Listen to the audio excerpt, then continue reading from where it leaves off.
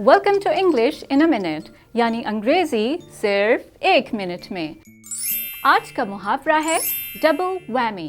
कभी कभार जिंदगी में बहुत सी मुसीबतें एक साथ सर पर आन पड़ती हैं, लेकिन वैमी आखिर है क्या? Hey, Jonathan, how was your trip? Well, our bus broke down in the middle of nowhere, and I got robbed by the bus driver. Wow, that is a double whammy. Oh, but wait, there's more. Much more. Whammy का लफ्ज़ी मतलब तो ऐसी चीज़ है जो किसी की बदकिस्मती की वजह बने, लेकिन मुहावरे के तौर पर डबल वैमी का मतलब है ऐसी सूरत हाल जो दो तरह से बुरी हो। एक के बाद दूसरी बुरी सूरत हाल आने को भी डबल वैमी कहा जा सकता है।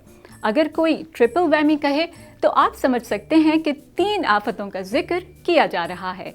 और ये थी अंग्रेजी 1 मिनट में।